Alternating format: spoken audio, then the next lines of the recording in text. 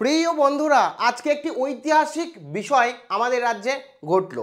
ও ও SSC মামলার ক্ষেত্রে কি রায় দিল হাইকোর্ট, কি জানালো এবং কি ঘটতে চলেছে রাজ্যের এই অভিনব বিষয় প্রত্যেকে সারা জীবনের মতো মনে হয় মনে রাখবে এবং কোনো রাজ্যে আগে হয়তো এরকম ধরনের ঘটনা হয়েছে কিনা তা নিয়েও কিন্তু বড় প্রশ্ন রয়েছে।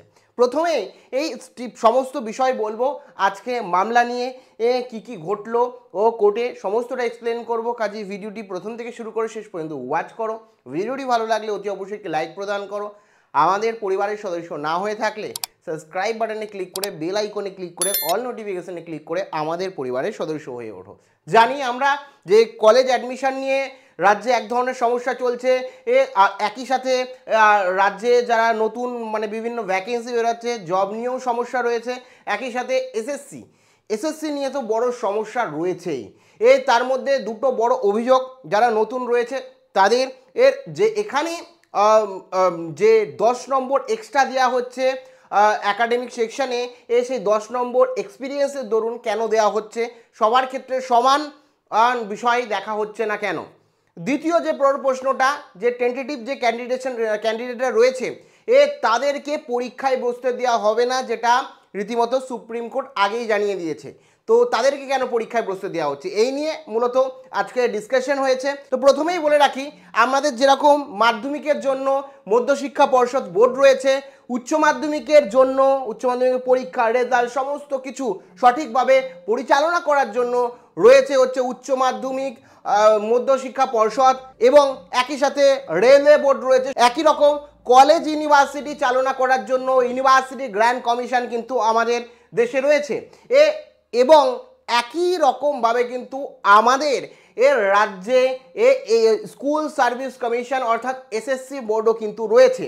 এক্ষেত্রে সমস্ত বোর্ডগুলো কিন্তু কারোর পক্ষে বা বিপক্ষে রায় দেয় না, সবসময় তাদের নির্দিষ্ট যে দায়িত্ব আছে সেই দায়িত্বকে পালন করে নিউট্রালভাবে, যেটা এখন কিছুটা আজকের এই বিষয় দেখে মানুষ অবাক হচ্ছে এবং একটু ঐতিহাসিক বলে মনে হচ্ছে, বা প্রথমবার এইগুলো ঘটছে কোনো বোর্ডের ক্ষেত্রে, সেটা লজ্জাদায়ক না সম্মানজনক সেটা নিয়েও প্রশ্ন উঠছে।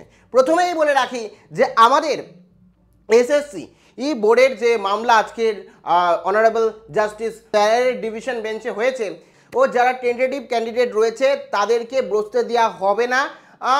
কেন বসতে দেওয়া হবে না এ নিয়ে এসএসসি বা সরকারের পক্ষ থেকে আইনজীবী কি বলছেন, যে এটা আমাদের মৌলিক অধিকারকে খর্ব করে। যদি আমরা তাদেরকে বসতে দিই তাহলে সেটা তাদের মৌলিক অধিকারকে ছিনিয়ে নেওয়া হবে। তারা তাদের শাস্তি অলরেডি পেয়ে গেছে, তাদের সুপ্রিম কোর্ট রীতিমতো বলে দিয়েছে যে তাদের টাকা ফেরত দিতে হবে, বা তাদের চাকরি চলে গেছে তারা টাকা ফেরত দেবে কী হবে, তারপরে যদি তাদেরকে বসতেও না দেওয়া হয় তাদের মৌলিক অধিকারকে নাকি খর্ব করা হবে। তো এদিকে এতদিন ধরে রাজ্যে কিন্তু কোনো নিয়োগ প্রক্রিয়া নেই, তারা পাশ করে রীতিমতো বসে রয়েছে, পরীক্ষায় আসছে না, তাদের কি মৌলিক অধিকার কোনো রকমভাবে খর্ব হচ্ছে না? এটা নিয়ে তোমাদের কি মতামত রয়েছে? যে ক্যান্ডিডেটরা রীতিমতো চিটিং করলো, একটা স্টুডেন্ট যদি মাধ্যমিকে চিটিং করে বা উচ্চ মাধ্যমিকে চিটিং করে, তার পরীক্ষাকে পুরো ক্যান্সেল করা হয়। তার প্রতি একটা ছোট্ট বাচ্চা যার হয়তো 18 বছর হয়নি, মাধ্যমিকে চিটিং করেছে, তার পরীক্ষাকেও ক্যান্সেল করা হয় একটা ভুলের জন্য। আর এখানে একজন টিচারের মতো পদে, সম্মানীয় পদে, যে স্টুডেন্টদের শেখাবে যে কিভাবে পরীক্ষার সময় চিটিং না করে সত্যতার সাথে পরীক্ষা দিয়ে শিক্ষাকে এগিয়ে নিয়ে যেতে হয়, সেই টিচারের মতো পদে পরীক্ষা দেওয়ার সময় যারা চিটিং করলো তাদেরকে আবার রীতিমতো এসএসসি বলছে যে তাদেরকে বসতে না দেওয়া হলে তাদের মৌলিক অধিকার খর্ব করা হবে। এদিকে সুপ্রিম কোর্ট অলরেডি বলে দিয়েছে তাদেরকে আর রীতিমতো পরীক্ষায় বসতে দেওয়া যাবে না। তো এই নিয়ে এসএসসির আইনজীবীর এই বক্তব্য যে তাদের মৌলিক অধিকার সঠিকভাবে দেওয়ার জন্য যারা চিটার, যারা রীতিমতো প্রমাণিত অযোগ্য, তাদেরকে পরীক্ষায় বসতে দিতে হবে।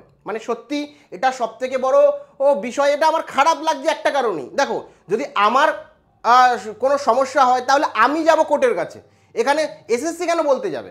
এসএসসি একটা নিউট্রাল বডি, এসএসসি কেন কোর্টের কাছে এই বিষয়ে তুলবে?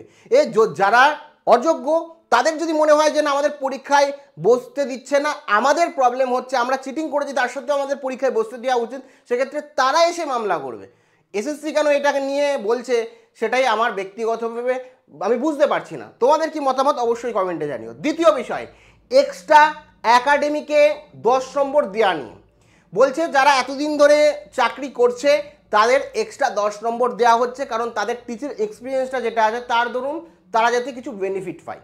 ঠিক আছে, তো এক্ষেত্রে এসএসসির আইনজীবী বা এসএসসির মনে হচ্ছে যে তাদের এক্সপিরিয়েন্সটা অনেক বেশি ম্যাটার করে, তাই জন্য তাদের এক্সট্রা 10 নম্বর দেওয়া হচ্ছে। এবং যাদের যাদের এক্সপিরিয়েন্স রয়ে আমি সবার ক্ষেত্রে 10 নম্বর এক্সট্রা দেওয়া হচ্ছে। যারা নতুন সদ্যমাত্র পাস করেছে তাদের এই অপশানটা নেই। তাহলে কি এবার থেকে পরীক্ষার্থীরা যখন রীতিমতো নতুন পাস আউট করবে তারা আর চাকরি করবে না, তাদেরকে 10 বছরের এক্সপিরিয়েন্স বা 5 বছরের এক্সপিরিয়েন্স নিতে গেলে 5 বছর বসে থাকতে হবে। কারণ 10 নম্বর এক্সট্রা পেতে গেলে 5 বছর, একটা স্টুডেন্ট ধরো এবছরেই পাস আউট করেছে, তারা তো চাকরির জন্য আবেদন করলে এই ফ্যাসিলিটি পাবেই না। কারণ তাদের কি মনে হবে যে না আমি 10 বছর চুপচাপ বসে থাকি, একটা স্কুলে গিয়ে আগে এক্সপিরিয়েন্স নিই 10 বছর বা 5 বছরের, তারপরে আমি এসে এসএসসিতে বসবো, তারপরে আমি চাকরি করব, না হলে আমার একাডেমিক জায়গায় 10 নম্বর অ্যাড হবে না। মানে কেমন না ফানি বিষয় মনে হচ্ছে। তো যাই হোক, এই দুটো নিয়ে ডিসকাশন হচ্ছে। এবং এখানে তোমরা জানো কোথাও না কোথাও সানি দেওয়ালের একটা ডায়লগ আমরা শুনেছি, যেটা তারিখের পর তারিখ, সেই তারিখই এখন হয়ে যাচ্ছে। আমার সত্যি এটা খারাপ লাগছে, যারা অযোগ্য তাদের পক্ষে এসএসসির মতো একটা নিউট্রাল বোর্ড কেন তাদের পক্ষটা তুলে ধরছে, তাদের পক্ষ তারা তুলে ধরবে, কেন এসএসসি তুলে ধরছে, এখানে এসএসসি কেন করতে চাইছে এই বিষয়টা, এটা নিয়ে একটা বড় প্রশ্ন। যাই হোক, বাদ বাকি এই বিষয়টাই প্রায় প্যানেলে 3-4 ঘন্টা ধরে, আজকে প্রায় 3 ঘন্টার আলোচনায় এটা হয়েছে। বাদ বাকি তোমাদের এই বিষয়ে কি মনে হয় অবশ্যই কমেন্টে জানিও। এবং এরপরে আমরা তোমার কলেজ অ্যাডমিশন নিয়েও আমরা আসছি প্রশ্নে।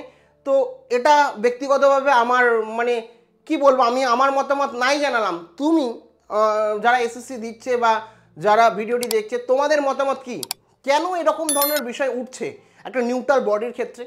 তোমাদের মতামত অবশ্যই কমেন্ট সেকশানে কমেন্ট করে জানাতে ভুলো না।